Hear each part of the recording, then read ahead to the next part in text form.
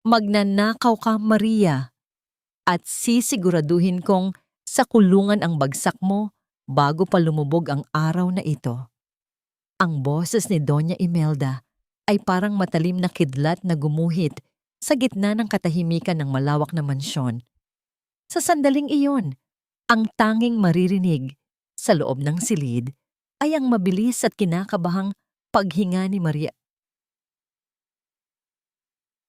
Ang kanyang mga kamay na maghapong nakalubog sa tubig at sabon para kuskusin ang bawat sulok ng mansyong yon ay nanginginig habang hawak ang isang madilaw na sobre. Kagagaling lang ni Maria sa pagpupunas ng mga alikabok sa grand piano ni Clarice, ang yumaong asawa ni Nathaniel. Ginagawa niya iyon ng may buong pag-iingat. Tila ba bawat haplos niya sa itim na kahoy ay isang dalangin para sa katahimikan ng kaluluwa ng pumanaw. Doon niya nahanap ang liham, nakatago sa isang maliit na siwang sa ilalim ng mga tipa. Isang liham na nagsusumamo, naglalantad ng isang madilim na katotohanang hindi aksidente ang pagkamatay ng dating senyora. Ngunit bago pa man niya maunawaan ang lahat, ang anino ni Doña Imelda ay namayani na sa pintuan. Ang matatandang mata ng matanda ay nanlilisik sa galit, hindi dahil sa pagkakadiskubre ni Maria, kundi dahil sa pagkakataong hawak niya ngayon upang tuluyang igapos ang abang katulong. Nararamdaman ni Maria ang panlalamig ng kanyang mga daliri. Ang bawat tibok ng kanyang puso ay parang martilyo na dumidikdik sa kanyang dibdib. Gusto niyang magsalita, gusto niyang ipaliwanag na wala siyang ninanakaw, ngunit ang kanyang lalamunan ay tila tinubuan ng mga tinik. Ang sobrang hawak niya ay naging kasing bigat ng isang sako ng semento. Ang kanyang paningin ay nagsimulang lumabo dahil sa nagbabadyang mga luha. Donya, hindi ko po... Ang tanging naibulalas niya, ngunit ang boses niya ay naging isang mahinang bulong na agad nilamon ng marangyang paligid. Tumahimik ka! Muling bulyaw ng matanda habang mabilis na lumapit at marahas na hinablot ang sobre mula sa kamay ni Maria. Nakita kita, Maria. Pinasok mo ang silid na ito at kinuha ang mahahalagang dokumento ng pamilya Monteclaro. Sino ang maniniwala sa isang katulong na tulad mo? Isang pulubi na pinatuloy ko dahil sa awa. Tapos ito ang isusukli mo sa akin. Bawat salita ni Doña Imelda ay parang sampal na paulit-ulit na tumatama sa mukha ni Maria. Ang tinatawag na utang na loob ay tila naging isang makapal na lubid na unti-unting pumupulupot sa kanyang leeg. Alam ni Maria ang kapangyarihan ng pamilyang ito. Alam niyang sa isang kumpas lang ng daliri ng matanda, ang kanyang buong kinabukasan ay mawawala na parang bula. Dahan-dahang lumapit si Doña Imelda sa kanya. Ang amoy ng mamahaling pabango nito ay tila naging amoy ng kamatayan. May dalawa kang pagpipilian, Maria.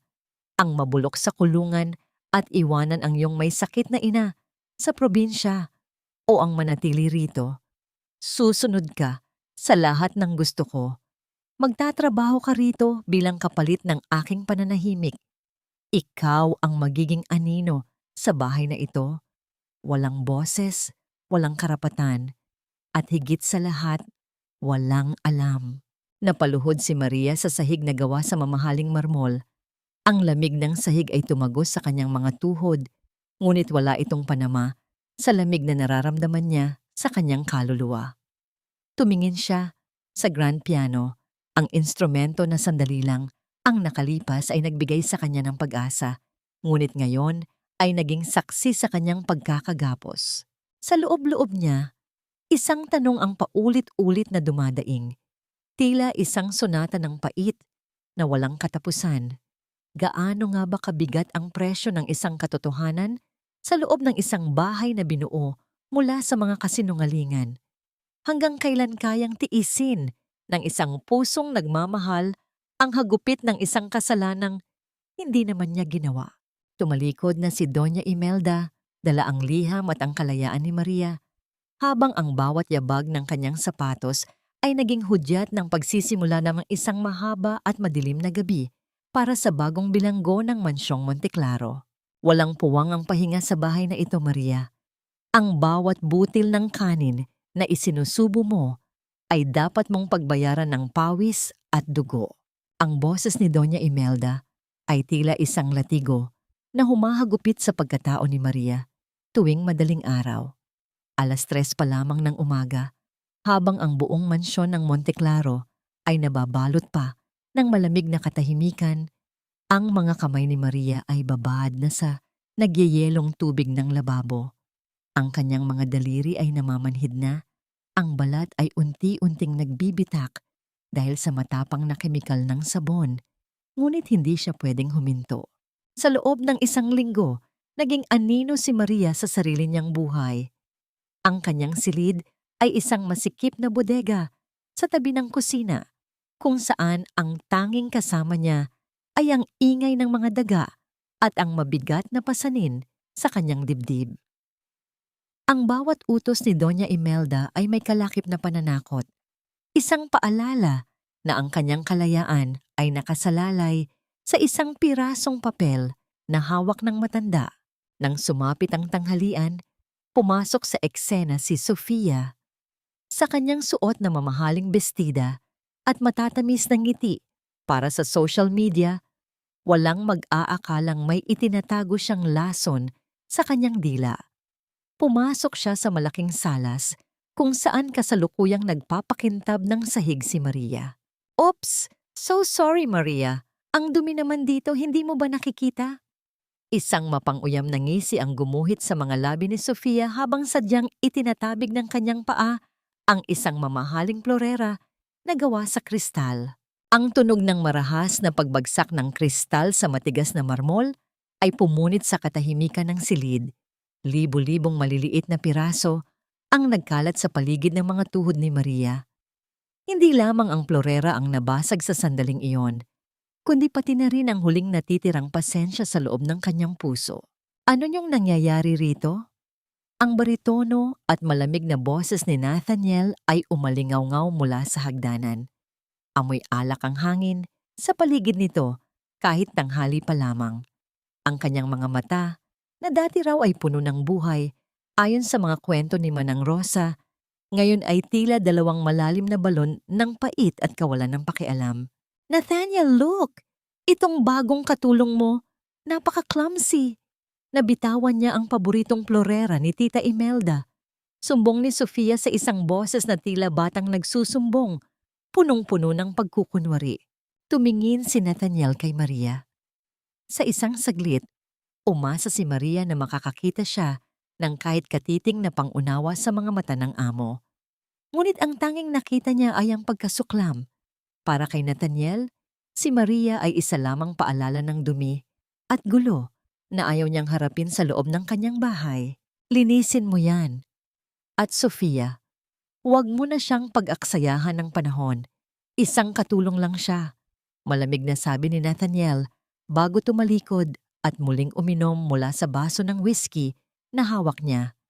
Hindi man lang niya napansin ang dugong nagsisimulang umagos mula sa daliri ni Maria na natusok ng matalas na bubog. Ang hapdi ng sugat ay walang-wala kumpara sa hapdi ng pangmamaliit na kanyang natanggap. Maghapong hindi pinakain si Maria bilang parusa sa pagkabasag ng florera. Ang kanyang sikmura ay humihilab sa gutom. Ang kanyang paningin ay nagdidilim. Ngunit kailangan pa rin niyang tapusin ang paglalaban ng mga kurtina hanggang gabi. Sa ilalim ng liwanag ng buwan, habang ang lahat sa mansyon ay natutulog na sa kanilang malalambot na kama, si Maria ay dahan-dahang umaakyat sa 2 palapag.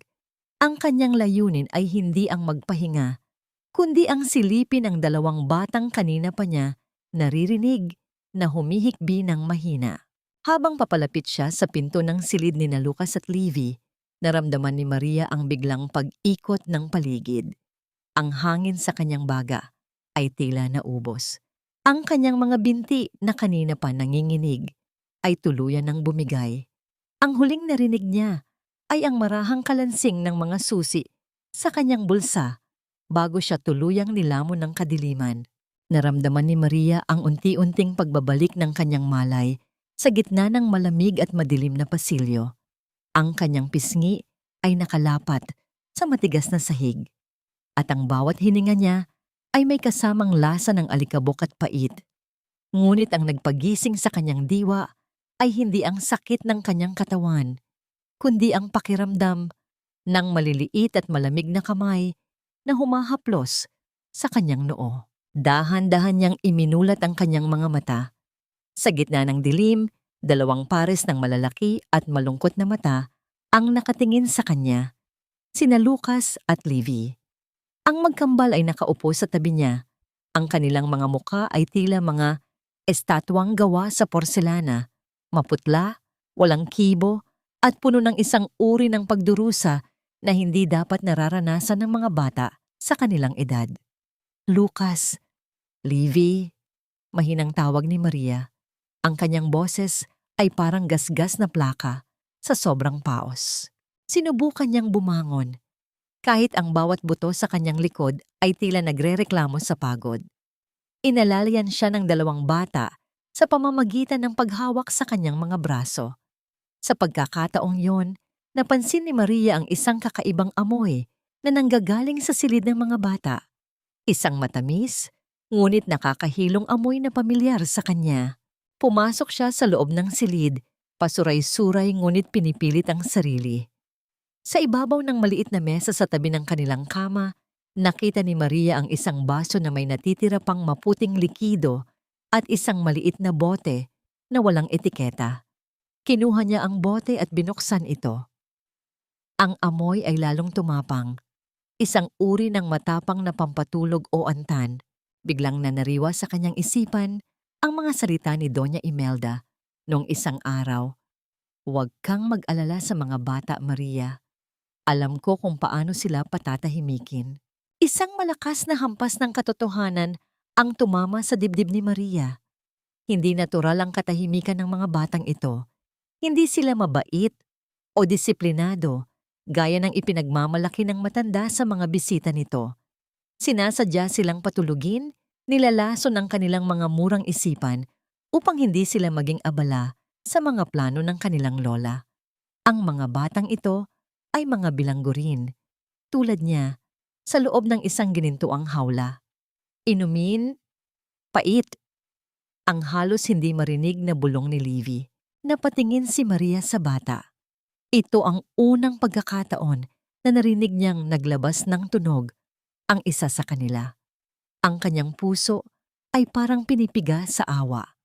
Lumuhod siya sa harap ng dalawa at niyakap sila ng mahigpit.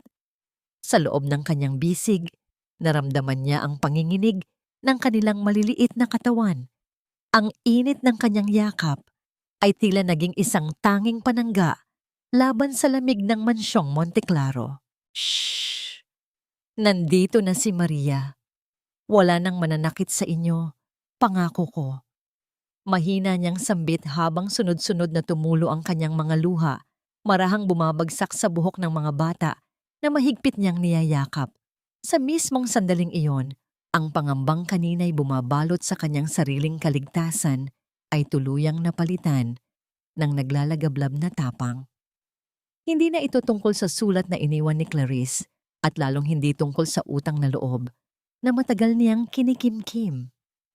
Higit pa roon, ito ay laban para sa dalawang inosenteng kaluluwang dahan-dahang inuubos ng kasakiman at kalupitan ng sarili nilang kadugo.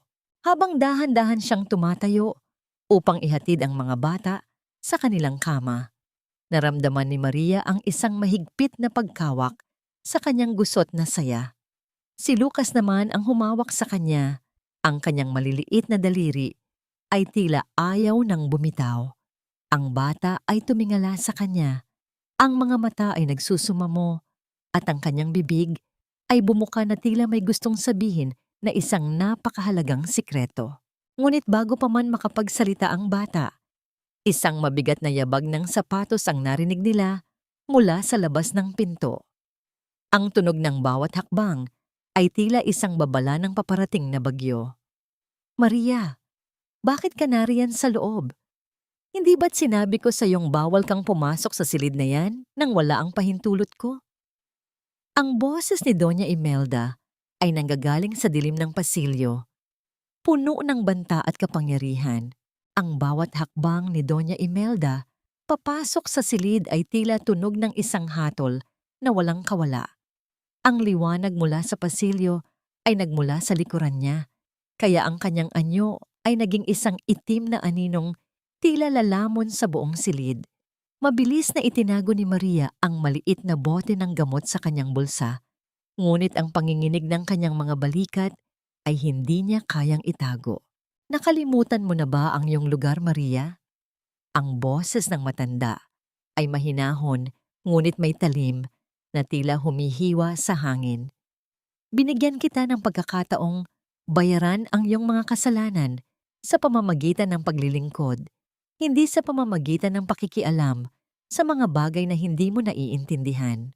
Lumapit si Doña Imelda at hinablot ang braso ni Maria.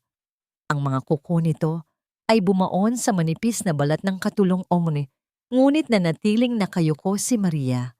Sa isang sulok ng silid, ang magkamal na sina Lucas at Livy ay nagsiksikan sa ilalim ng kanilang kumot. Ang tanging nakikita lamang ay ang kanilang mga matang puno ng takot. Donya, ang mga bata po, nahihirapan po silang huminga dahil sa ibinibigay ninyong. Hindi na natapos ni Maria ang kanyang sasabihin nang biglang higpitan ng matanda ang pagkakahawak sa kanya. Isang mapait na tawa ang kumawala sa mga labi ni Doña Imelda. Huwag mong gamitin ang iyong huwad na malasakit para baligtarin ang sitwasyon. Tandaan mo, Maria, kung wala ako, malamang ay namamalimos na ang iyong ina sa kalsada. Ako ang nagbigay sa iyo ng bubong, ng pagkain, at ng proteksyon laban sa batas. Ang utang na loob mo sa akin ay kasing taas ng mansyong ito. Ito ang nakakasakal na katotohanan na laging ipinamumukha sa kanya. Sa kulturang kinalakihan ni Maria, ang utang na loob ay isang banal na obligasyon. Ngunit sa kamay ni Doña Imelda, ito ay naging isang kadenang bakal. Pakiramdam ni Maria ay unti-unti siyang nalulunod sa isang malalim na putikan kung saan bawat pagpiglas niya ay lalo lamang siyang ibinabaon sa utos ng matanda. Dinala siya ni Doña Imelda sa labas ng silid at marahas na isinara ang pinto. Mula ngayon, hinding-hindi ka nalalapit sa mga batang yan. Ang trabaho mo ay sa kusina at sa labahan. Kung makita kitang muli na umaaligid dito, hindi lang ang liham na yon ang gagamitin ko laban sa iyo.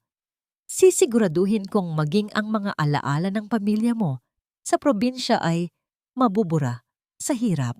Magdamag na hindi nakatulog si Maria. Nakaupo siya sa sahig ng kanyang maliit na bodega, yakap ang kanyang mga binti habang nakikinig sa bawat tunog ng mansyon. Ang bawat kalansing ng hanging tumatama sa bintana, ang bawat huni ng kuliglig sa labas, ay tila mga bulong ng babala. Sa gitna ng kanyang pag-iisa, kinuha niya ang bote ng gamot mula sa kanyang bulsa. Ang matapang na amoy nito ay tila nagpapaalala sa kanya na may mas malaking panganib na nagbabanta sa loob ng bahay na ito kaysa sa kulungan. Kung mananahimik siya, baka isang araw ay hindi na magising ang magkambal. Ngunit kung magsasalita siya, sino ang maniniwala sa isang katulong na baon sa utang na loob sa kanyang amo? Kinaumagahan, habang naghahanda ng almusal si Maria na may mabibigat na mata, napansin niya ang isang bagay na hindi dapat naroroon. Sa ilalim ng mesa ni Nathaniel sa study room, may isang itim na supot na tila mabilis na itinago ni Sofia bago ito lumabas ng silid. Nang masiguro niyang walang nakatingin, dahan-dahang lumapit si Maria at binuksan ang supot. Ang kanyang puso ay tila tumigil sa pagtibok nang makita ang laman nito.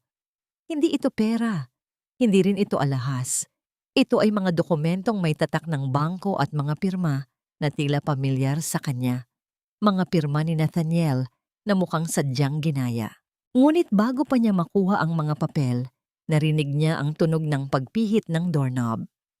Hindi ang matanda, hindi si Sofia, kundi si Nathaniel mismo ang pumasok sa silid na may bakas ng pagkalito sa kanyang muka habang nakatingin sa nakabukas na supot sa paanan ni Maria Otongkaket. Hindi lahat ng magnanakaw ay pera ang kinukuha, Maria. Minsan, pati ang katahimikan ng bahay na ito ay ninanakaw mo rin. Ang boses ni Nathaniel ay puno ng pagod at pagdududa habang nakatingin sa mga papel na hawak ni Maria. Ang bawat salita niya ay tila isang mabigat na bato na inihulog sa isang malalim na lawa. Hindi alam ni Maria kung paano ipapaliwanag ang nakita niya nang hindi inilalantad ang sarili sa panganib mula kay Sofia. Sa huli, nanatili siyang nakayuko. Ang kanyang mga daliri ay mahigpit na nakakapit sa laylayan ng kanyang uniforme. Paumanhin po, Sir Nathaniel. Nakita ko lang po itong nakakalat sa ilalim ng mesa ninyo.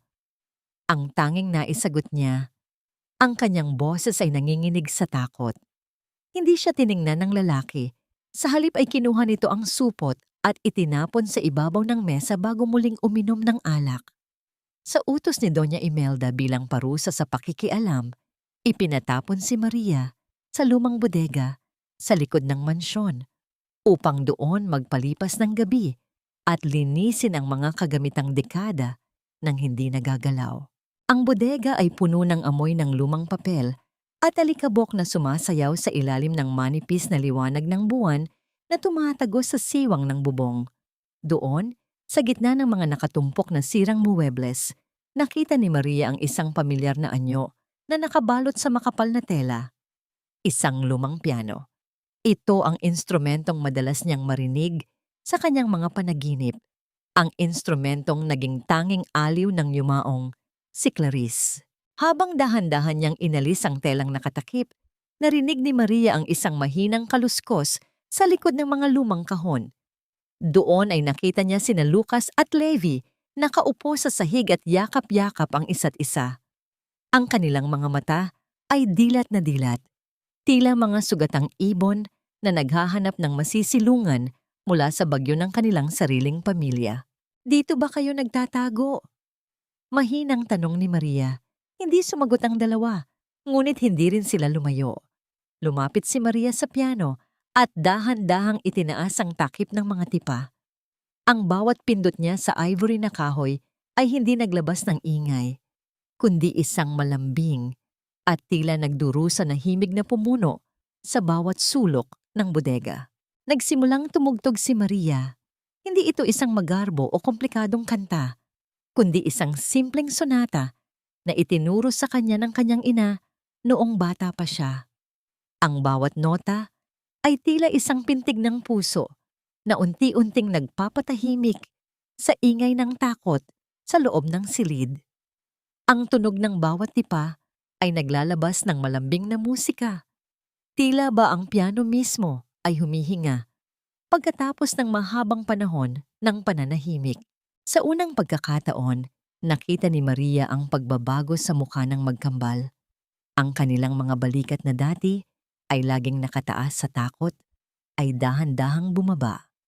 Si Lucas ay lumapit at dahan-dahang ipinatong ang kanyang maliit na kamay sa ibabaw ng kamay ni Maria. Isang tipid na ngiti ang sumilay sa mga labi ng bata. Isang ngiting hindi kayang bilhin ng kahit anong yaman ni Doña Imelda. Ang musika ay tila naging isang tulay na nag-uugnay sa kanilang mga nawasak na kaluluwa. Sa loob ng madilim na bodegang yon, nawala ang hirap ng trabaho, ang mga banta ng matanda, at ang panlalamig ni Nathaniel. Mayroong isang mahiwagang kapayapaan na bumalot sa kanila. Isang sandali na tila huminto ang mundo para lamang sa isang katulong at dalawang ulilang bata. Ngunit sa labas ng pintuan ng bodega, sa ilalim ng anino ng malalaking puno, may isang taong nakatayo at tahimik na nakikinig. Si Nathaniel. Hawak ang kanyang baso ng alak.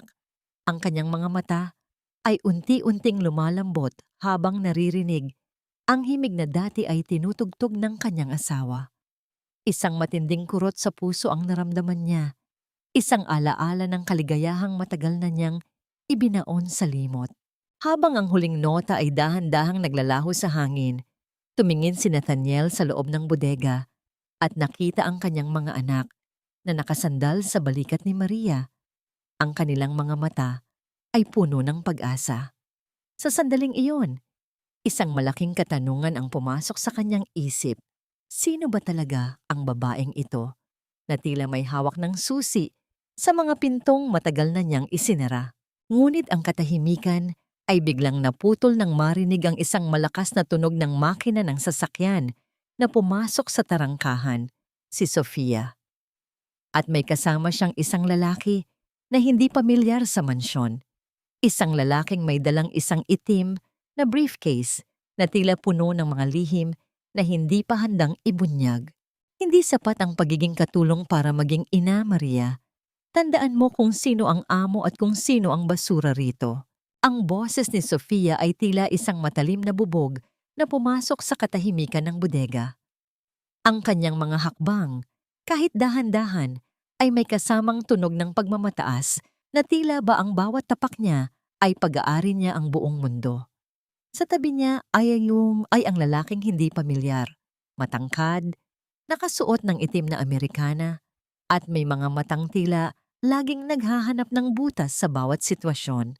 Mabilis na naitago ni Maria ang kanyang mga kamay sa likuran, habang ang magkambal na sina Lucas at Livy ay agad na nagsiksikan sa likod ng lumang piano. Ang liwanag mula sa flashlight na hawak ni Sofia ay tumama sa mukha ni Maria, dahilan upang mapapikit ang katulong sa tindi ng silaw. Ang ganda ng palabas ninyo rito, ah? Akala ko ba sa bodega ka pinatulog, Maria? Bakit naging concert hall na yata ito? Isang mapait na tawa ang kumawala sa mga labi ni Sofia. Lumingon siya sa lalaking kasama niya. Attorney Valdez, heto ang sinasabi ko sa inyong problema. Masyadong malapit ang mga bata sa katulong na ito. Baka kung ano ang ituro sa kanila. Ang abogado ay tumango lamang. Ang kanyang mga kamay ay mahigpit na nakakapit sa itim na briefcase. Sa mga sandaling iyon, naramdaman ni Maria ang isang kakaibang kilabot. Bakit may kasamang abogado si Sofia sa gitna ng gabi? At bakit tila may kinalaman ito sa mga bata? Lumabas na kayo rito, Nathaniel. Ang mga bata ay nasa bodega. Sigaw ni Sofia patungo sa direksyon ng mansyon. Ilang sandali pa at dumating si Nathaniel. Ang kanyang anyo ay mas seryoso at tila nahimasmasan na mula sa alak. Nang makita niya ang mga anak na marumi ang damit dahil sa alikabok ng bodega, isang bakas ng galit ang sumilay sa kanyang mukha. Ngunit bago pa siya makapagsalita, agad na lumapit si Sofia sa kanya at humawak sa kanyang braso. Nathan, look at them. Si Maria, dinala niya rito ang mga bata para lang paglaruan ang lumang piano. Paano kung may bumagsak na gamit sa kanila? Masyadong iresponsable. Ang malambing ngunit nakakalason na sumbong ni Sofia. Hindi sumagot si Nathaniel. Sa halip ay kinuha niya sina Lucas at Livy at dinala pabalik sa mansyon nang hindi man lang tinitingnan si Maria. Ang bawat hakbang ni Nathaniel palayo ay tila isang paglayo rin ng huling pag-asang naramdaman ni Maria sa loob ng bodega. Nang maiwan silang dalawa, lumapit si Sofia kay Maria hanggang sa maramdaman ng katulong ang mainit na hininga ng kontrabida sa kanyang tainga. Huwag kang masyadong kampante, Maria. Akala mo ba hindi ko alam na may itinatago ka? Akala mo ba ang mga nakuha mong dokumento ay sapat na para pabagsakin ako? Wala kang alam sa kung ano ang kaya kong gawin para makuha ang pamilyang ito. Inilabas ni Sofia ang kanyang kamay mula sa kanyang bulsa. Sa pagitan ng kanyang mga daliri ay may kumikinang na isang bagay, isang maliit na susi na may nakaukit na letrang C. Ang susi ng lihim na silid ng musika ni Clarice na matagal nang nawawala. Nahanap ko ito sa ilalim ng unan mo, Maria. Ninanakaw mo na rin ba ang mga alaala ng namatay na asawa ni Nathaniel? Ang mapanirang paratang ni Sofia. Nanlamig ang buong katawan ni Maria. Hindi niya alam kung paano napunta ang susing iyon sa kanyang silid. Ngunit alam niyang ito ay isa na namang patibong. Isang patibong na hindi lamang siya ang maaring mabitay, kundi pati na rin ang pagkakataon niyang mailigtas ang magkambal mula sa kamay ng mga mapagsamantala. Hindi ko po ninakaw yan, ma'am. Ang mahinang tanggi ni Maria, ngunit alam niyang sa bahay na ito, ang katotohanan ay walang boses kung ito ay nanggagaling sa isang tulad niya. Isang salita pa, Maria, at sisiguraduhin kong bukas na bukas din ay nasa kalsada ka na habang ang nanay mo ay naghihingalo sa gutom. Ibigay mo sa akin ang lahat ng dokumentong nakuha mo sa mesa ni Nathaniel. Ngayon din. Sa bahay na ito, Maria, ang katotohanan ay isang sakit na kailangang patayin bago pa makahawa. Ang mga salitang iyon ni Doña Imelda ay tila isang malamig na hanging dumaan sa batok ni Maria habang siya ay nakaluhod sa sahig ng silid-aklatan. Pilit na kinukuskos ang bawat mantsa ng alikabok sa ilalim ng mga dambuhalang aparador.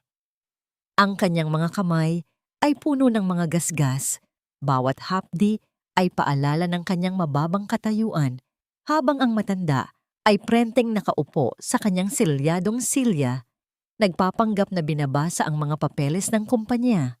Ngunit ang mantsang hindi mabura ni Maria ay ang imahe ng susing nakita ni Sofia sa kanyang silid. Isang panibagong kasalanang hindi niya ginawa. Isang panibagong tanikalang pumupulupot sa kanyang leeg. Nang lumabas ang matanda, tanging ang tunog ng mabibigat na paghinga ni Maria ang namayani sa silid. Sa gitna ng kanyang paglilinis, napansin niya ang isang piraso ng papel na nakasingit sa gilid ng basurahan, isang bank statement na may markang confidential. Sa pag-aakalang isa lamang itong basura, akma niya itong lalamukutin nang mahuli ng kanyang mata ang pangalan ng dalawang bata, Lucas at Livy Monteclaro, Education Trust. Ang kanyang puso ay tila tumigil sa pagtibok nang makita ang mga numero.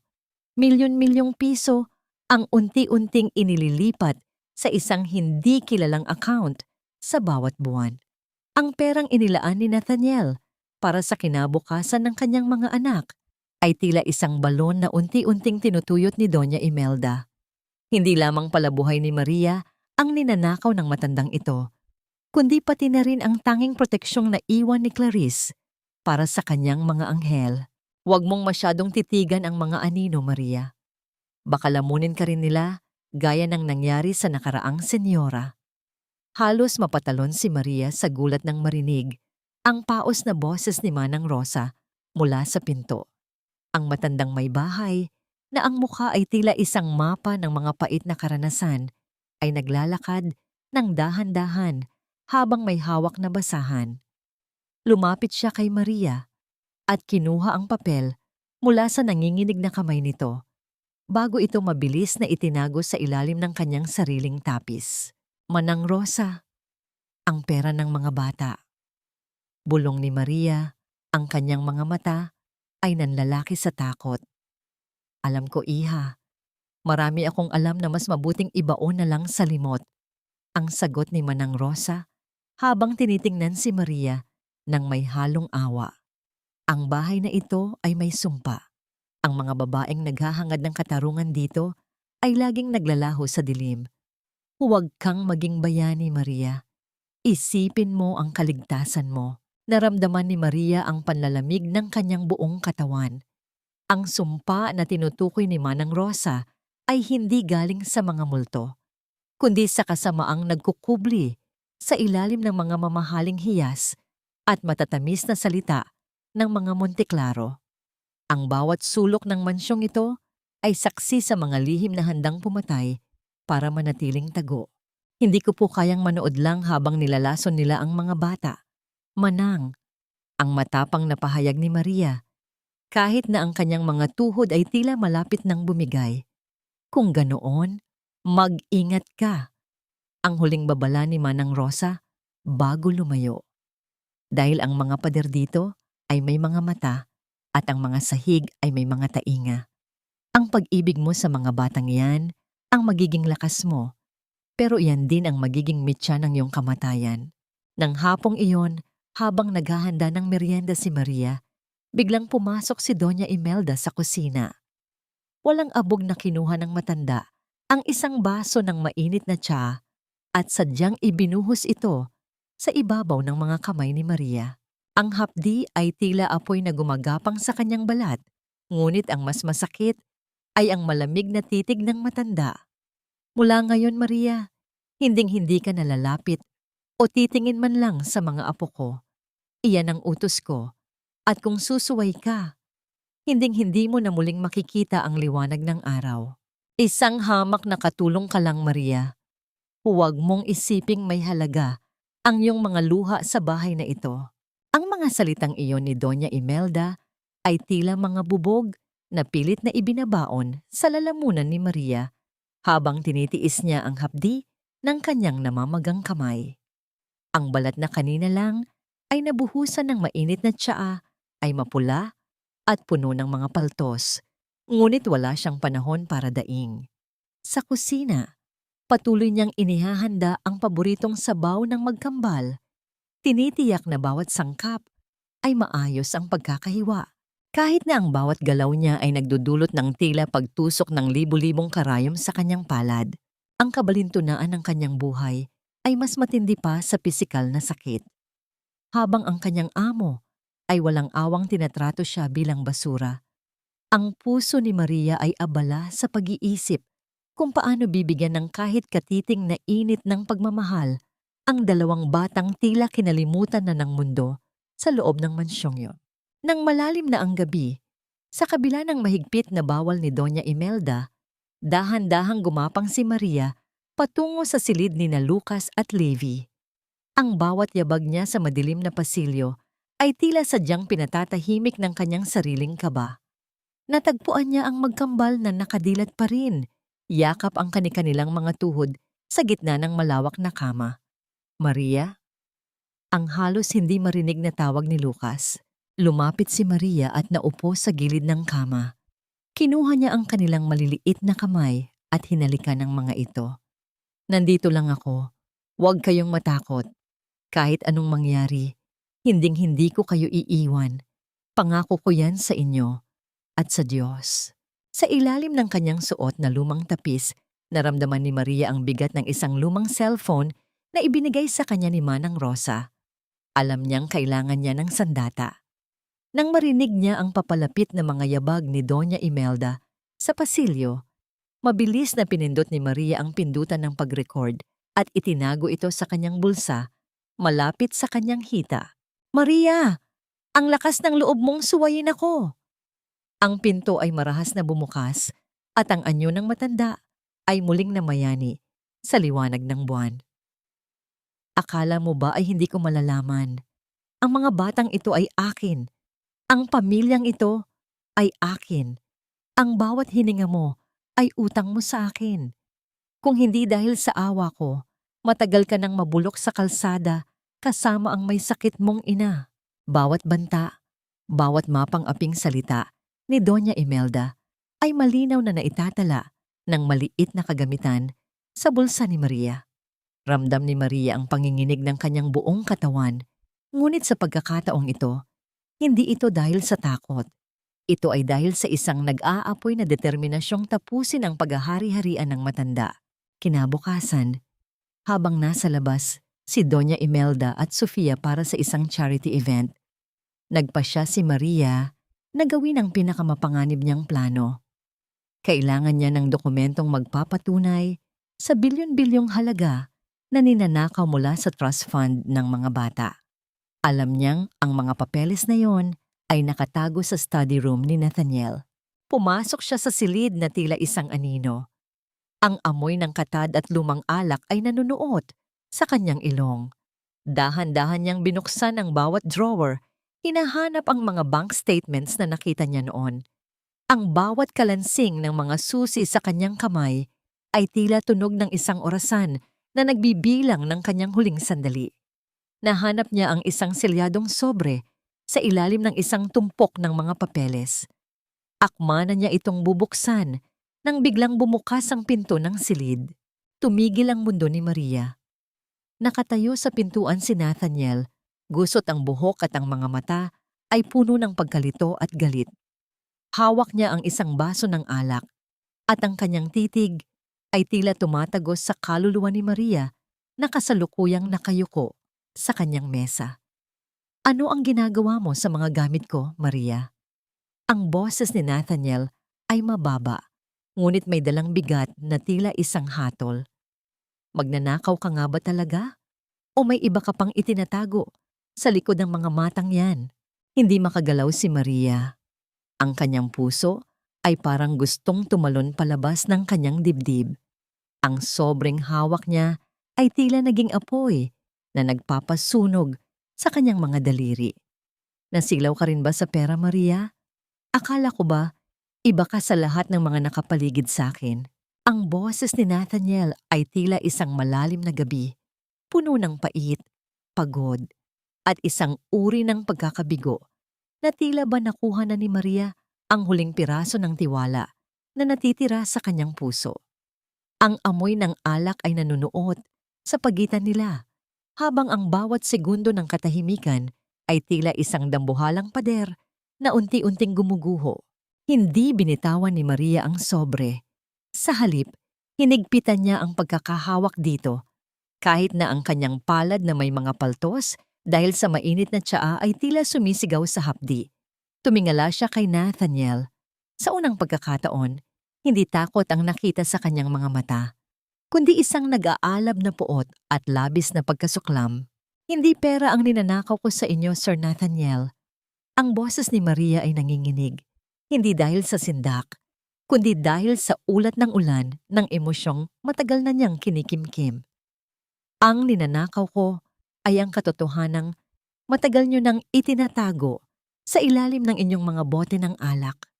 Ang katotohanang unti-unti nang namamatay ang mga anak ninyo sa loob mismo ng bahay na ito. Marahas na binitawan ni Maria ang sobre sa ibabaw ng mesa. Ang mga papel ay nagkalat, tila mga puting pakpak na nalagas sa gitna ng dilim. Humakbang palapit si Nathaniel. Ang kanyang mga mata ay nanlilisik habang hinahawak ang braso ni Maria. Ngunit nang dumampi ang kanyang mga daliri sa namamagang balat ng katulong, naramdaman niya ang panginginig nito. Napatingin si Nathaniel sa kamay ni Maria. Ang mga pulang marka, ang mga paltos na tila sariwa pa. Isang tahimik na saksi sa kalupitang nangyayari sa ilalim ng kanyang sariling bubong. Saglit na nawala ang galit sa kanyang mukha, napalitan ng isang hindi maipaliwanag na gulat. Sino ang gumawa nito sa'yo? Ang mahina niyang tanong, ang kanyang boses ay tila nabasag. Hindi mahalaga kung sino ang nanakit sa akin, sir, sagot ni Maria habang pilit na binabawi ang kanyang kamay. Ang mahalaga ay kung sino ang nananakit sa mga bata. Tingnan ninyo ang mga dokumentong iyan. Tingnan ninyo kung paano niyo pinagkakatiwalaan ang mga taong unti-unting kumukuha ng kinabukasan ng inyong mga anak. Habang kayo ay nagluluksa sa nakaraan, ang hinaharap ninyo ay ninanakaw na ni Doña Imelda. Tumalikod si Maria at mabilis na lumabas ng silid, iniwan si Nathaniel na nakatayo sa gitna ng gulo ng mga papel. Bago siya tuluyang lumayo, kinuha ni Maria ang maliit na bote ng pampatulog na nakuha niya sa silid ng mga bata at ipinatong ito sa tabi ng baso ng alak ni Nathaniel. Iyan po ang dahilan kung bakit tahimik ang mga bata. Hindi sila mabait, sir. Sila ay pinapatay sa katahimikan. Ang huling hirit ni Maria bago isara ang pinto. Naiwang mag-isa si Nathaniel sa loob ng malamig na study room. Ang tanging maririnig ay ang tibok ng kanyang sariling puso na tila nakikipagkarera sa bilis ng kanyang pag-iisip. Dahan-dahan niyang kinuha ang bote ng gamot. Ang kanyang mga kamay ay nagsimulang manginig. Tumingin siya sa mga bank statements na nakakalat sa mesa. Mga numerong hindi nagsisinungaling, mga pirma ng kanyang ina na tila naging mga tanikalang sumasakal sa kanyang buong pagkatao. Sa gitna ng kanyang pagkalito, isang tanong ang paulit-ulit na bumabalik sa kanyang isipan. Tila isang sonata ng pagsisisi na hindi matapos-tapos.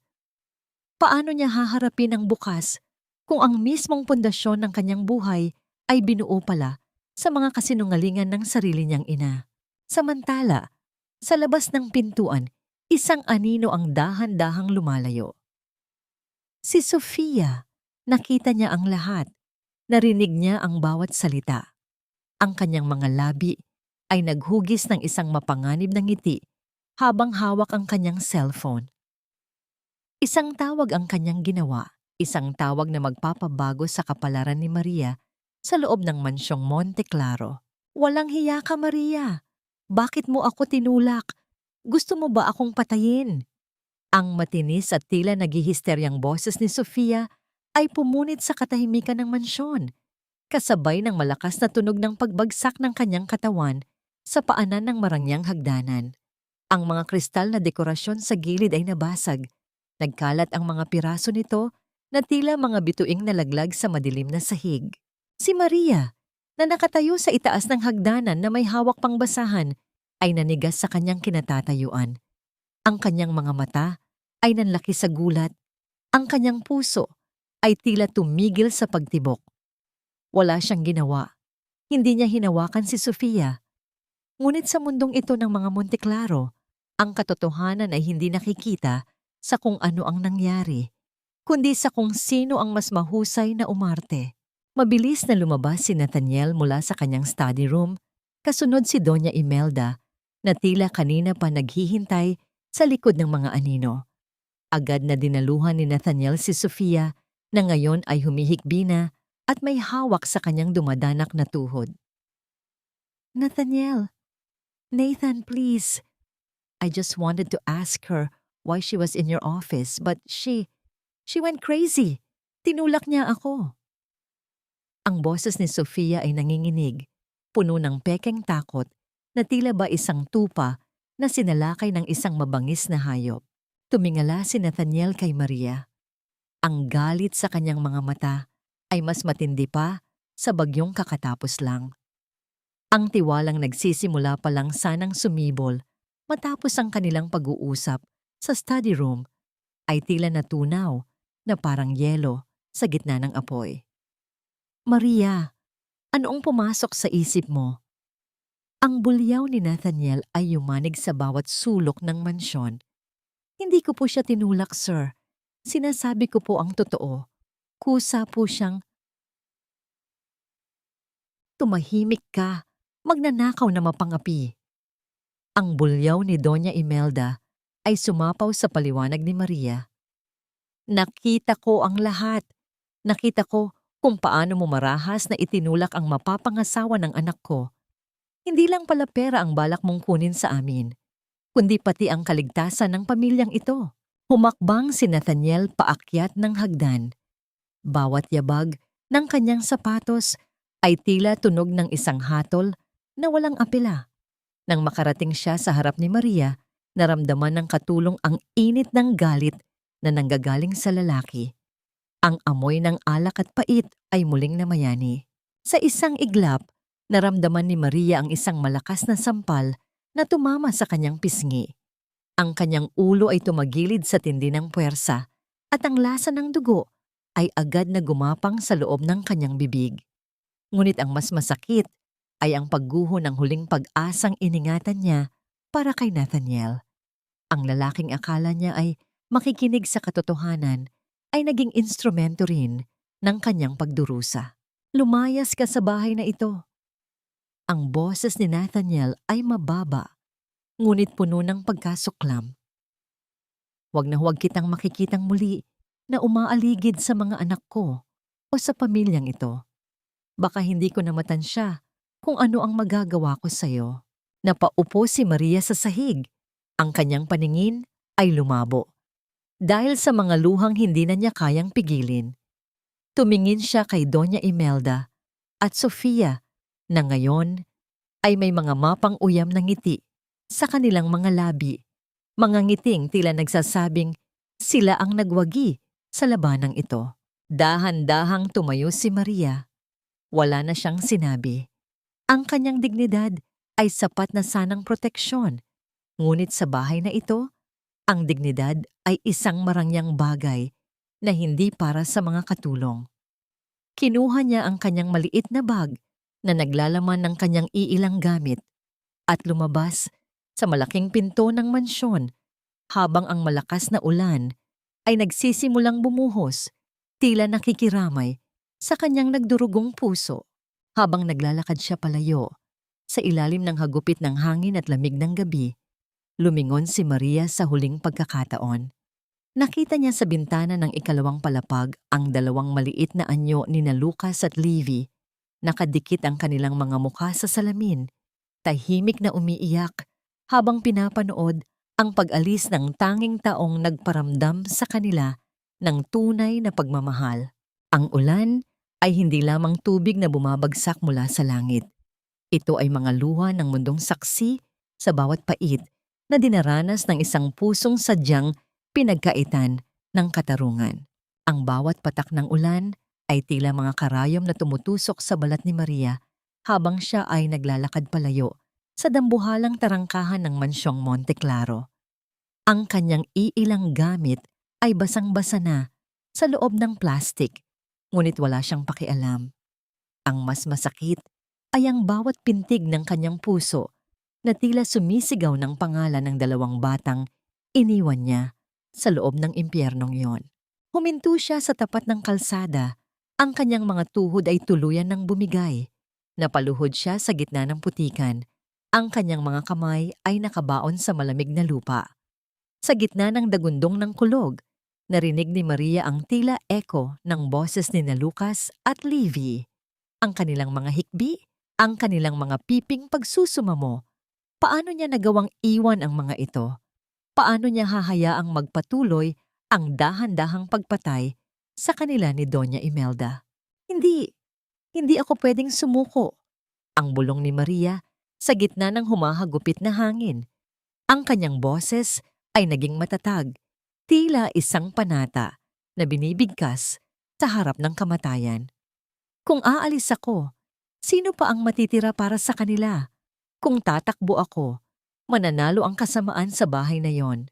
Sa halip na tuluyang lumayo, dahan-dahang tumayo si Maria at bumalik patungo sa likurang bahagi ng lupain ng mga Monte Claro.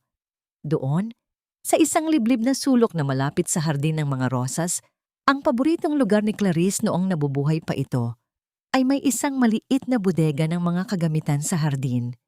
Alam ni Maria na doon siya pansamantalang makakahanap ng masisilungan. Habang naghahanap siya ng tuyong basahan sa loob ng bodega, ang kanyang paa ay sumabit sa isang nakausling bahagi ng sahig na kahoy. May isang bagay na tila sadyang itinago sa ilalim nito. Gamit ang kanyang nangangatog na mga kamay, pilit niyang binuklat ang mga tabla hanggang sa makita niya ang isang kahon na nakabalot sa nabulok na tela. Sa loob ng kahon ay isang makapal na libro, ang tunay na tala-arawan ni Clarice. Hindi lamang ito isang simpleng diary.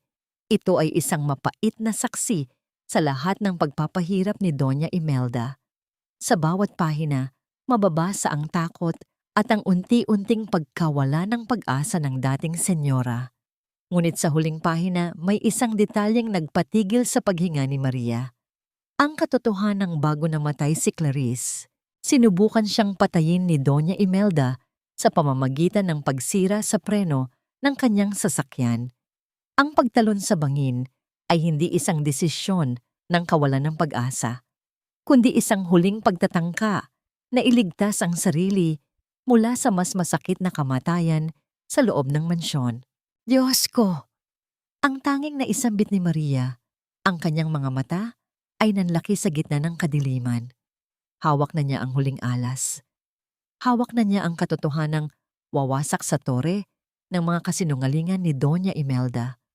Ngunit ang katahimikan ng bodega ay biglang bumasag ng marinig ang isang malakas na tunog ng putok ng baril mula sa direksyon ng mansyon. Ang tunog ay tila pumunit sa himpapawid, kasunod ang hiyaw ng isang taong tila nasa matinding panganib. Napatayo si Maria. Ang tala-arawan ay mahigpit na nakayakap sa kanyang dibdib. Ang liwanag mula sa mga bintana ng mansyon ay nagsimulang maglikot, tila may malaking kaguluhan sa loob. Isang matinding kaba ang bumalot sa kanya, ang mga bata.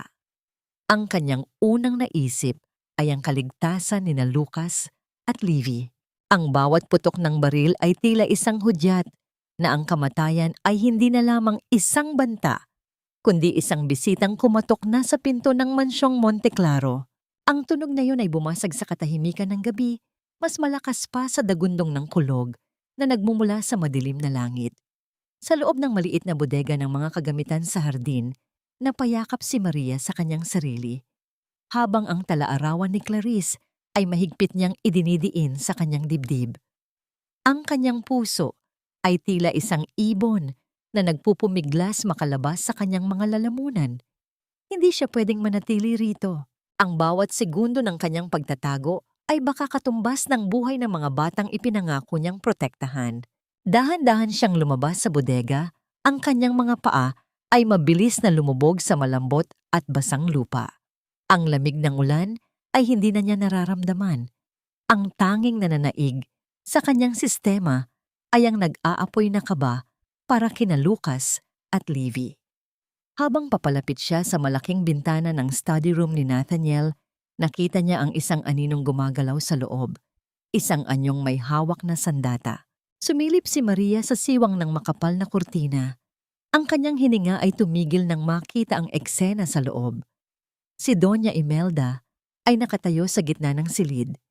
Ang kanyang mukha ay hindi nakakikitaan ng kahit anong bahid ng pagkakadonya. Ang kanyang mga mata ay nanlilisik, puno ng isang uri ng kabaliwan na tila matagal na niyang itinatago sa likod ng kanyang mga mamahaling alahas. Sa harap niya ay isang lalaking may hawak na sugat sa balikat, isang dating tauhan ng mansyon na tila bumalik upang maningil. Akala mo ba ay matatakot mo ako sa iyong mga pagbabanta? Ang boses ni Doña Imelda ay mababa, ngunit puno ng lason.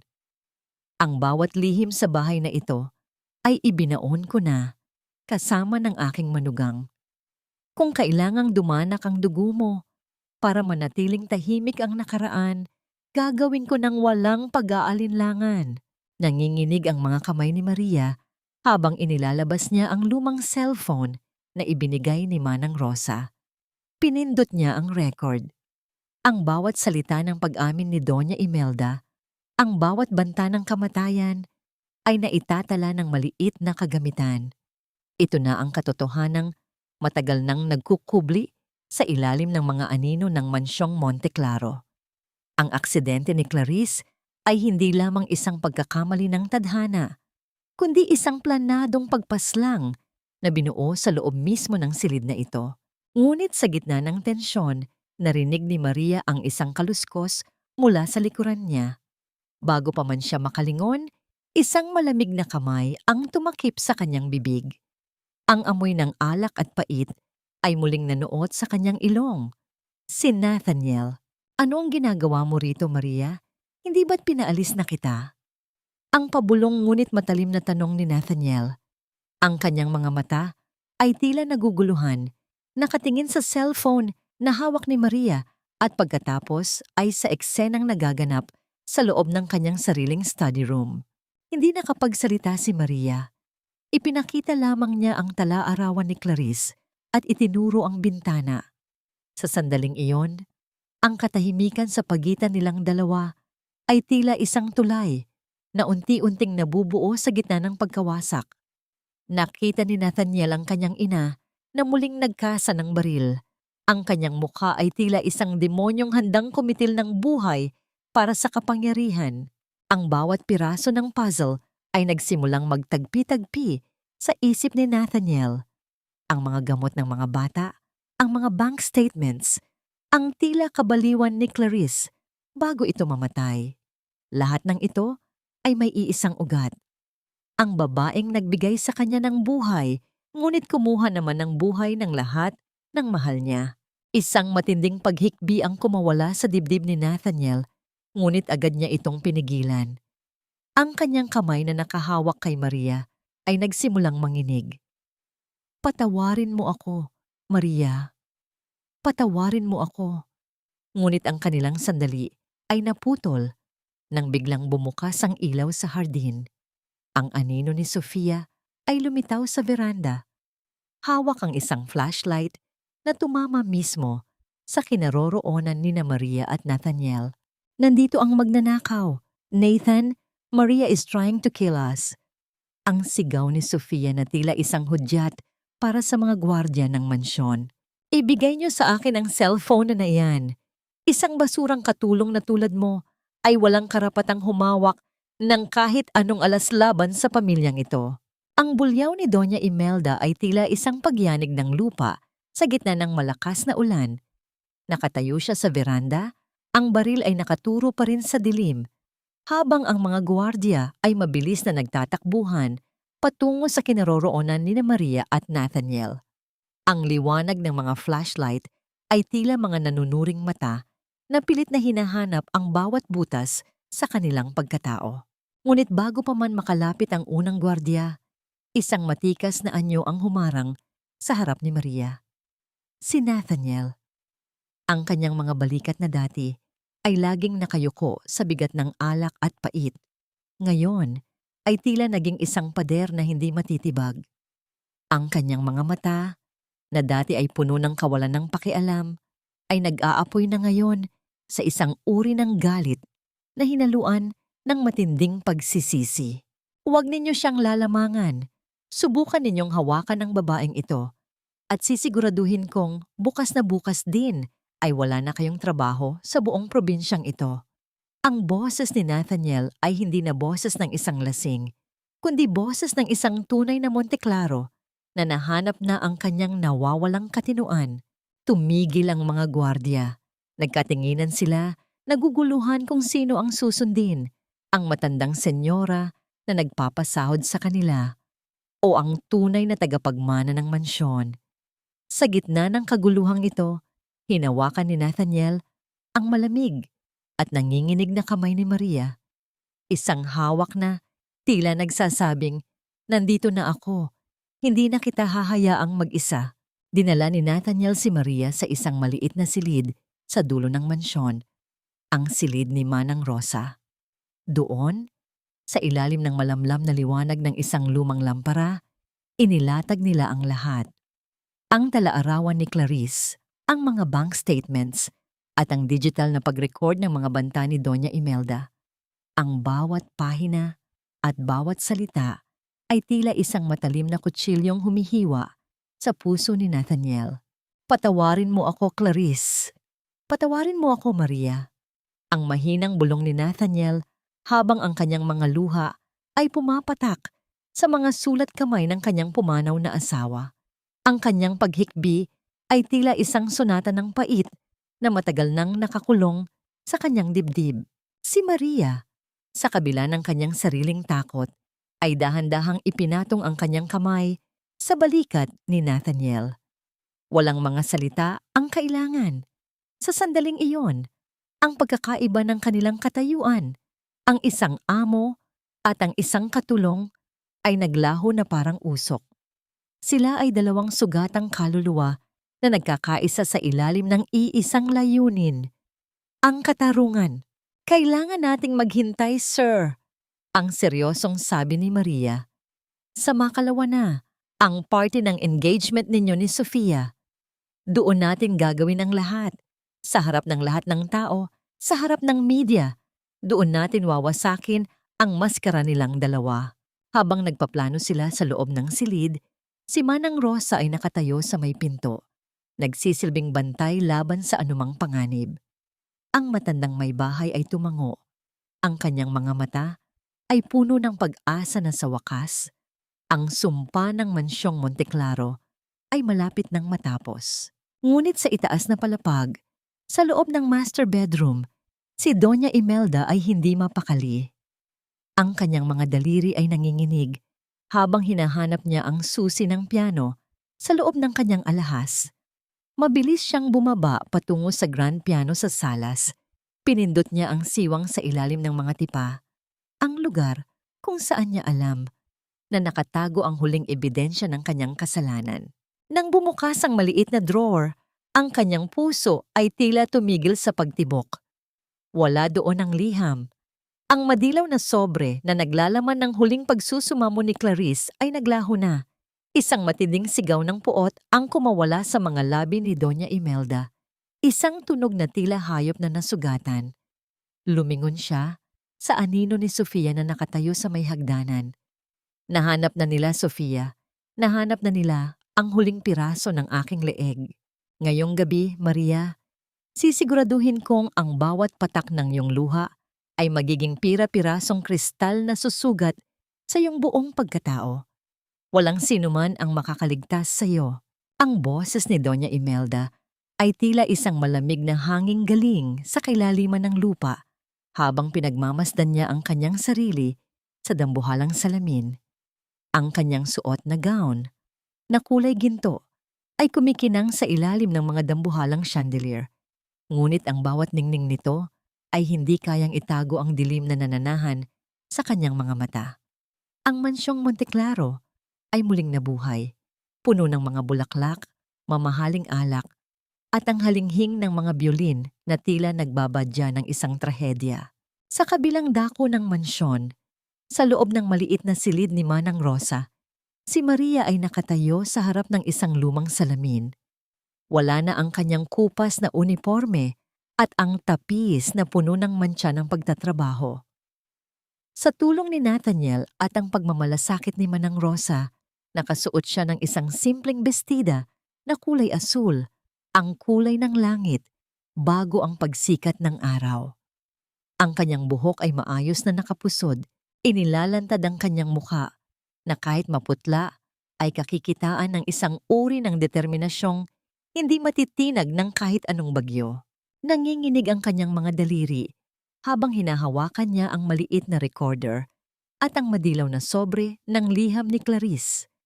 Ramdam niya ang mabilis na tibok ng kanyang puso, tila isang tambol na nagbibilang ng bawat sandali bago ang malaking pagsabog. Alam ni Maria na ang gabing ito ay hindi lamang tungkol sa kanyang sariling dangal. Ito ay para sa dalawang batang kasalukuyang nakakulong sa kanilang silid at para sa isang babaeng namatay na may busal sa bibig. Handa ka na ba, Maria? Ang boses ni Nathaniel ay nanggaling sa pinto. Nakasuot siya ng itim na tuxedo, mukhang matikas, ngunit ang kanyang mga mata ay puno ng matinding pagod at lungkot. Lumapit siya kay Maria at dahan-dahang hinawakan ang malamig na kamay nito. Ang haplos na yon ay tila nagbigay ng init sa naninigas na katawan ni Maria. Kailangan nating gawin ito, sir, para sa katarungan, para sa katahimikan ni Senyora Clarice. Bulong ni Maria. Ang kanyang tinig ay hindi na nanginginig. Ito ay matatag, tila isang panata na nakaukit sa bato. Tandaan mo, huwag kang aalis sa tabi ko. Sa sandaling tumugtog ang piano, doon tayo magsisimula. Sagot ni Nathaniel habang mahigpit na pinipiga ang kamay ni Maria. Isang tahimik na kasunduan ang nabuo sa pagitan nila. Isang alyansang binuo mula sa mga sugat ng nakaraan. Nagsimula nang dumating ang mga panauhin.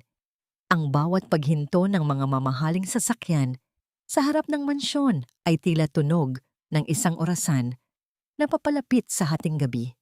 Ang mga tawanan ng mga mayayaman at makapangyarihang tao ay pumuno sa malawak na salas. Sa gitna ng lahat, si Sofia ay nakatayo sa tabi ni Doña Imelda. Suot ang isang pulang bestida na tila sumisimbolo sa kanyang tagumpay. Ang kanyang mga tawa ay tila musika sa pandinig ni Nathaniel, ngunit para kay Maria, ito ay tila tunog ng mga kuko na kumakalmot sa isang yelong pader. "Nathan, where have you been? Everyone is looking for you." Ang boses ni Sofia ay punong-puno ng pagkukunwari habang lumalapit siya kay Nathaniel, ngunit agad na napawi ang kanyang nangiti nang makita ang babaeng nasa likuran ng lalaki. What is she doing here? Bakit nandito ang basurang ito? Ang boses ni Sofia ay bumaba, puno ng puot na tila lason. Hindi siya pinansin ni Nathaniel. Sa halip, naglakad siya patungo sa gitna ng entablado kung saan nakalagay ang grand piano. Ang lahat ng mata ay nakatuon sa kanya. Ang katahimikan ay unti-unting lumaganap, tila isang kumot na bumabalot sa buong mansyon. "Magandang gabi sa inyong lahat," simula ni Nathaniel. Ang kanyang boses ay umalingaw-ngaw sa bawat sulok. Ngayong gabi, hindi lamang natin ipinagdiriwang ang hinaharap. Ngayong gabi, Bibigyan natin ng boses ang nakaraang matagal na nating pilit na ibinabaon sa limot. Lumingon si Nathaniel kay Maria. Ang hudyat ay naibigay na. Dahan-dahang lumakad si Maria patungo sa piano. Ang bawat hakbang niya ay tila isang dagok sa dibdib ni Doña Imelda na ngayon ay nagsisimula ng mamutla sa takot. Umupo si Maria sa harap ng mga tipa. Ang kanyang mga kamay ay lumapat sa ivory na kahoy. May isa pong sonata na hindi pa naitutugtog ngayong gabi. Ang sabi ni Maria sa harap ng mikropono. Isang sonata na isinulat sa dugo at luha ng isang ina na pinagkaitan ng katarungan. Ang bawat nota ay tila isang patalim na humihiwa sa katahimikan ng malaking bulwagan. Bawat tunog ay isang iyak mula sa hukay na matagal nang pinatahimik. Nagsimulang gumalaw ang mga daliri ni Maria sa ibabaw ng mga tipa ng grand piano. Ang himig na lumalabas ay hindi masaya. Ito ay puno ng hinagpis, isang madilim at mabigat na sonata na tila nagkukwento ng paghihirap ng isang kaluluwang na bilanggo. Ang bawat pagpindot niya sa ivory na kahoy ay naglalabas ng malakas at malambing na musika na pumupuno sa bawat sulok ng mansyong Monte Claro, dahilan upang ang mga panauhin ay mapatigil sa kanilang pagkukwentuhan at pag-inom. Sa gitna ng pagtugtog ni Maria, unti-unting namatay ang malalaking ilaw sa paligid. Ang tanging natira ay ang isang spotlight na nakatutok sa kanya at kay Nathaniel na nakatayo sa tabi ng piano. Biglang bumukas ang dambuhalang screen sa likuran nila. Ang screen na dapat sana ay magpapakita ng mga larawan ng engagement ni Nathaniel at Sofia. Ngunit hindi masasayang alaala ang lumitaw. Sa halip, isang madilaw at lumang papel ang nakaproject doon, ang liham ni Clarice. Kasabay nito, ang tunog ng mga speaker sa paligid ay hindi na musika, kundi ang boses ni Doña Imelda na nanggagaling sa recording ni Maria. May dalawa kang pagpipilian, Maria, ang mabulok sa kulungan o ang manatili rito. Susunod ka sa lahat ng gusto ko. Walang alam. Ang boses ng matanda ay umalingaw-ngaw, tila isang sumpa na bumabalot sa buong silid. Kasunod nito ang isa pang recording, ang pag-amin ni Doña Imelda tungkol sa aksidente ni Clarice. Ang mga panauhin ay nagsimulang magbulungan. Ang iba ay napahawak sa kanilang mga bibig sa sobrang gulat. Ang media na naroon ay hindi na mapigilan sa pagkuha ng mga larawan at video. Itigil niyo ito! Isang kasinungalingan ang lahat ng iyan. Ang sigaw ni Doña Imelda ay puno ng desperasyon habang sinusubukan niyang umakyat sa entablado. Ang kanyang mukha na dati ay puno ng awtoridad ngayon ay tila isang maskarang natutunaw sa tindi ng init ng katotohanan. Guardia, dakpin niyo ang babaeng yan. Isang impostora siya. Ngunit walang gumalaw sa mga gwardiya. Ang lahat ay nakapako ang tingin sa screen kung saan lumitaw ang mga ebidensya ng paglipat ng pera mula sa trust fund ng mga bata patungo sa mga lihim na account ni Doña Imelda.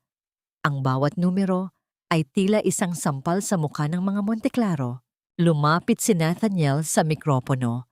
Ang kanyang mukha ay seryoso at walang bahid ng pag-aalinlangan. Ang tanging impostora rito ay ang babaeng itinuring kong ina. Ngunit pumatay pala sa aking asawa at unti-unting nagnanakaw sa kinabukasan ng aking mga anak. Lumingon si Nathaniel kay Sofia na ngayon ay nanginginig na rin sa takot sa gilid. At ikaw, Sofia, ang bawat pirma na ginaya mo, ang bawat kasinungalingang binuo mo, kasama si Doña Imelda, tapos na ang lahat. Sa gitna ng kaguluhan, biglang mabilis na kumilos si Doña Imelda. Hindi siya papunta sa exit, kundi patungo kay Maria. Sa kanyang mga mata ay makikita ang isang uri ng kabaliwan na wala ng takot sa batas. Isang matulis na bagay ang kumikinang sa kanyang kamay. Isang dekorasyong kristal na kinuha niya sa mesa. Kung mawawala ang lahat sa akin, sisiguraduhin kong isasama kita sa impyerno, Maria. Ang hiyaw ng matanda habang dambuhala siyang sumunggab patungo sa katulong. Ang matulis na kristal ay hindi tumuloy sa dibdib ni Maria. Sa isang mabilis na pagkilos, ang braso ni Nathaniel ang naging panangga, dahilan upang ang matalas na palamuti ay bumaon sa kanyang manggas at gumuhit ng sugat sa kanyang balat. Ang bawat patak ng dugo ni Nathaniel na pumatak sa sahig ay tila mga pulang luhang saksi sa huling pagkabigo ni Doña Imelda. Tama na, Ma. Tapos na ang paghahari mo sa bahay na ito. Ang boses ni Nathaniel ay puno ng pait at determinasyon habang mahigpit niyang hawak ang kamay ng kanyang ina. Ang dambuhalang pinto ng mansyon ay marahas na bumukas. Hindi mga panauhin ang pumasok, kundi mga alagad ng batas.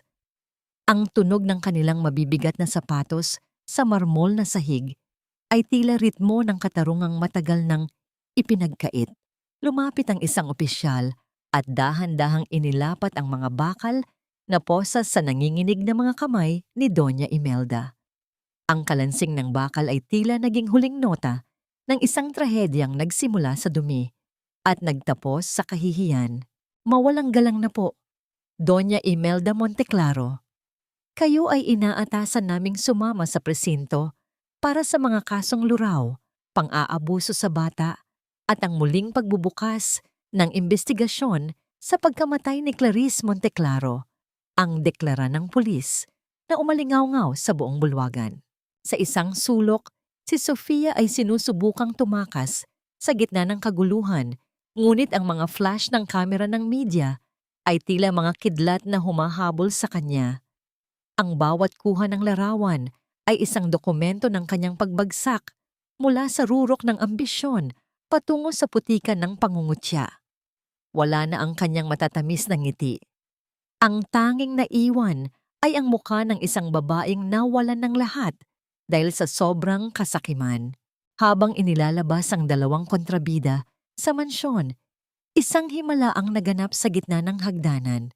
Dahan-dahang bumaba sina Lucas at Levi, hawak-hawak ang kamay ni Manang Rosa. Ang kanilang mga mukha ay wala ng bahid ng takot o ang antok na dala ng mga ipinainom na gamot. Nakatingin sila kay Maria na kasalukuyang nakaupo sa tabi ng piano, pagod ngunit may kapayapaan sa mga mata. Tumakbo ang dalawang bata patungo sa kanya. Sa unang pagkakataon sa loob ng mahabang panahon, ang katahimikan ng mansyong Monteclaro ay hindi na nakakabingi. Ito ay bumasag dahil sa isang tinig na tila galing sa mga anghel. Mama, Maria. Ang sabay na sambit ni Lucas at Levi habang yumayakap sila sa leeg ni Maria. Ang mga salitang iyon ay tila isang mahiwagang gamot na nagpagaling sa lahat ng sugat sa puso ni Maria. Ang kanyang mga luha ay muling umagos, ngunit sa pagkakataong ito, ang bawat patak ay hindi na dahil sa utang na loob o pait, kundi dahil sa isang kaligayahang hindi kayang tumbasan ng kahit anong yaman sa mundo. Ang mga bata na dati ay piping saksi sa kalupitan. Ngayon, ay sila na ang nagbibigay ng boses sa isang bagong simula. Nakaluhod si Nathaniel sa tabi nila. Ang kanyang sugatang braso ay nakayakap sa kanyang pamilya. Tumingin siya kay Maria nang may malalim na paghanga at pasasalamat. Ang dilim na matagal nang bumabalot sa mansyon ay unti-unti nang nilalamon ng liwanag ng katotohanan.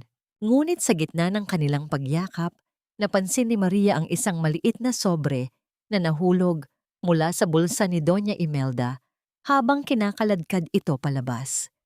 Isang sobreng may tatak ng isang ospital sa ibang bansa na may petsang bago pa man mamatay si Clarice.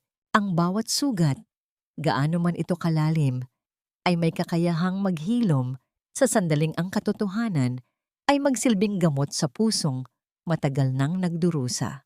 Ang sikat ng araw na tumatagos sa malalaking bintana ng mansyong Monteclaro ay hindi na kasing lamig ng dati. Ang bawat alikabok na sumasayaw sa liwanag ay tila mga alaala ng pait na unti-unti nang nililipad ng hangin.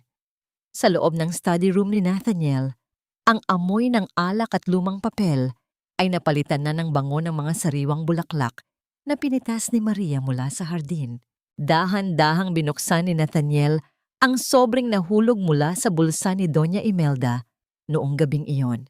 Kasama niya si Maria na nakatayo sa kanyang tabi, hindi na bilang isang katulong na nakayuko, kundi bilang isang kaibigan at tagapagtanggol. Ang dokumento sa loob ay isang medical report mula sa isang klinika sa Switzerland.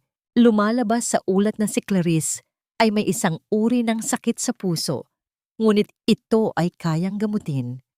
Gayunpaman, pinalabas ni Doña Imelda na ang sakit na yon ay isang sumpa at unti-unti niyang pinalitan ang mga gamot ni Clarice ng mga pampagulo ng isip. Ang layunin ng matanda ay makuha ang buong kontrol sa yaman ni Clarice bago pa man ito tuluyang gumaling. Pinatay niya si Clarice sa bawat araw na lumilipas bago pa man dumating ang aksidenteng iyon. Ang mahinang bulong ni Nathaniel habang ang kanyang mga kamay ay dahan-dahang hinahaplos ang mukha ni Clarice sa isang litrato. Ngunit sa pagkakataong ito, wala nang galit o pait sa kanyang boses. Tanging pagtanggap at kapayapaan na lamang ang natira. Tumingin si Nathaniel kay Maria. Kung hindi dahil sa iyo, Maria, baka hanggang ngayon ay nakakulong pa rin ako sa kasinungalingan ng aking ina. Ibinigay mo sa akin ang pagkakataong maging ama muli at ang pagkakataong mabuhay ng may katotohanan. Isang tipid ng ngiti ang sumilay sa mga labi ni Maria po. Ang katarungan po ang nagpalaya sa atin, Sir Nathaniel. Ang mahalaga po ay ang hinaharap ni na Lucas at Livy. Sa sumunod na mga buwan, ang mansyon ay naging isang tahanan ng tunay na pagmamahal. Si Nathaniel ay nagbitiw sa kanyang posisyon bilang CEO upang ibigay ang kanyang buong panahon sa pagpapalaki sa mga anak. Ang kumpanya ay itinuon na sa mga gawaing pangkawanggawa, partikular na sa mga batang nakaranas ng trauma at pang-aabuso. Si Maria naman, sa tulong ni Nathaniel, ay nagdesisyong tuparin ang kanyang pangarap. Hindi siya naging senyora ng mansyon sa isang iglap. Pinili niyang bumalik sa pag-aaral ng musika at magtayo ng isang maliit na paaralan para sa mga batang mahihirap na may talento sa sining. Nais niyang ang bawat nota na lalabas sa kanyang piano ay magsilbing pag-asa para sa mga batang tulad nina Lucas at Levi. Isang hapon, habang ang magkambal ay masayang naglalaro sa hardin kasama si Manang Rosa, naupo sina Maria at Nathaniel sa harap ng grand piano. Ang instrumento na dati ay saksi sa pait at takot, ngayon ay magsisilbing saksi sa isang bagong simula. Hindi ko alam kung paano ka pasasalamatan, Maria, ang sabi ni Nathaniel habang ang kanyang mga mata ay nakatitig ng malalim sa mga mata ni Maria. Ngunit sana, payagan mo akong samahan ka sa pagbuo ng mga bagong himig na ito, hindi bilang amo mo, kundi bilang isang taong nahanap ang kanyang liwanag sa gitna ng iyong kadiliman. Dahan-dahang ipinatong ni Maria ang kanyang ang kanyang kamay sa ibabaw ng kamay ni Nathaniel. Ang hawak na yon ay puno ng pangako. Isang pangako ng isang pag-ibig na hindi minadali, isang pag-ibig na dumaan sa apoy at lumabas na mas matatag at mas dalisay. Sama-sama po nating itutugtog ang sonata ng ating buhay, Nathaniel. Ang mahinang tugon ni Maria. Ang bawat nota na lumalabas mula sa mga tipan ng piano ay hindi na nagdadala ng pait o takot. Sa halip, ito ay tila mga banayad na haplos ng hangin na nagpapahayag ng isang kwentong tapos na sa pakikipaglaban at nagsisimula na sa pagpapahinga. Isang taon ang mabilis na lumipas mula nang gumuho ang tore ng kasinungalingan sa mansyong Monteclaro at sa bawat paglubog ng araw, ang liwanag ng katotohanan ay lalong nagiging maningning. Sa paaralang musika ng Esperanza, ang dating bodega na ginawang isang makulay at punong-puno ng buhay na silid-aralan ay maririnig ang tawanan ng mga bata. Sa gitna ng silid, sina Lucas at Livy ay hindi na ang mga piping batang takot sa sariling anino. Sila ay masisiglang tumutugtog. Ang kanilang mga daliri ay maliksi at puno ng kumpiyansa. Ang kanilang bawat salita ay malinaw. Bawat kwento ay puno ng imahinasyon, isang himalang bunga ng pagmamahal na hindi na pagod maghintay. Si Nathaniel ay nakatayo sa may pintuan, nakasandal sa hamba habang pinagmamasdan ang kanyang mga anak. Wala na ang amoy ng alak sa kanyang hininga. Ang tanging nananatili ay ang bango ng bagong ligo at ang init ng isang amang nahanap ang kanyang tunay na tungkulin. Lumapit si Maria sa kanya, bitbit ang isang tray ng merienda. Ang kanyang mukha ay may kakaibang ganda. Isang kagandahang nanggagaling sa isang pusong malaya at may dignidad. Ang bilis nilang lumaki, Nathaniel, mahinang sabi ni Maria habang nakatingin sa magkambal. Dahil sa iyo ito, Maria. Ibinigay mo sa amin ang higit pa sa katarungan. Ibinigay mo sa amin ang pagkakataong mabuhay ng totoo, sagot ni Nathaniel habang dahan-dahang hinawakan ang kamay ni Maria. Alam mo, tinatanong ako ng mga tao kung napatawad ko na ba si Mama. Ang sabi ko, ang pagpapatawad ay hindi nangangahulugang kinalimutan ko ang kanyang ginawa. Ibig sabihin lang nito, hindi ko na hinahayaang kontrolin ng kanyang mga pagkakamali ang aking bukas. Ang katarungan ay naibigay na ng batas at ang kapayapaan ay ibinigay ko na sa aking sarili. Ngumiti si Maria, isang ngiting tila sikat ng araw pagkatapos ng bagyo. Sa bahay na ito, ang utang na loob ay hindi na isang tanikalang sumasakal, kundi isang ugnayang binuo sa pagitan ng mga taong nagligtas sa isa't isa. Ang nakaraan ni Clarice ay hindi na isang madilim na lihim, kundi isang aral na nagpapatatag sa kanilang lahat. Ang mansyong Monteclaro ay hindi na isang nampumong-puno ng mga anino. Sa bawat gabi, ang tunog ng piano ay nagsisilbing oyayi para sa mga pusong natagpuan na ang kanilang tahanan. Natutunan nila na ang musika ay tunay na nakakapaghilom ng mga sugat, ngunit ang katotohanan lamang ang may kakayahang magpalaya sa atin mula sa bilangguan ng nakaraan. Habang ang magkakasama silang naglalakad patungo sa hardin, kung saan ang mga rosas ay muling namumukadkad ng may kalayaan, alam ni Maria na ang sonata ng kanilang buhay ay hindi na isang malungkot na himig. Ito ay isang simponya ng pag-asa, pagmamahal, at higit sa lahat, ang katarungang nahanap sa pagitan ng mga simpleng naitulong at matapat na puso. At sa ilalim ng dapit hapong iyon, ang musika ng kanilang puso ay nananatiling saksi na ang bawat sugat ay may katapusan at ang bawat umaga ay may dalang bagong himig ng pag-asa. Mahal naming mga tagapakinig, narito na tayo sa huling pahina ng ating kwento. Nais kong magpasalamat ng buong puso sa inyong matiyagang pagsama kay Maria Esperanza mula sa dilim ng mansyong Monteclaro hanggang sa liwanag ng kanyang bagong simula. Hindi naging madali ang paghabi sa bawat salitang inyong napakinggan. May mga sandaling kailangang tumigil ang aking panulat, lalo na sa mga bahaging kailangan kong isalarawan ang pait ng kawalan ng katarungan at ang tahimik na iyak ng mga batang pinagkaitan ng boses.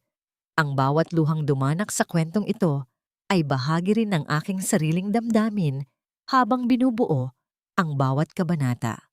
Ang kwento ni Maria ay hango sa inspirasyon ng katatagan ng bawat babaeng patuloy na lumalaban sa gitna ng mapangaping tadhana. Ang pag-asa ay parang isang maliit na kandila sa gitna ng malakas na bagyo. Maaaring humina ang kislap nito sa tindi ng hangin, ngunit hinding-hindi ito mapapatay hanggat may pusong naniniwala sa liwanag. Sa huli, ang katotohanan ay tila isang buto na itinanim sa dilim. Gaano man ito ibaon, pilit itong sisibol upang magbigay ng bunga ng kapayapaan at paglaya. Ngunit bago tayo tuluyang magpaalam sa mga tauhan ng Monteclaro, nais kong mag-iwan ng isang tanong sa inyong mga puso. Kung ikaw ang nasa kalagayan ni Maria o ni Nathaniel, matapos ang lahat ng pait at panlolokong dinanas mo, kaya mo rin bang magpatawad ng buo? O mas pipiliin mo ang katarungang walang bahid ng awa? Napakasaya naming marinig ang inyong mga saloobin at damdamin tungkol sa kwentong ito. Kung naging bahagi kami ng inyong oras ng pahinga o pagtatrabaho, sana ay i-like at i-share ninyo ang video na ito. Huwag ding kalimutang iwanan ang inyong mga komento at mag-subscribe para sa marami pang kwentong magbibigay diin sa ganda at sakit ng buhay. Maraming salamat sa inyong walang sawang suporta hanggang sa muli nating pagkikita sa susunod na paglalakbay ng ating mga damdamin. Pagpalain kayo ng may kapal.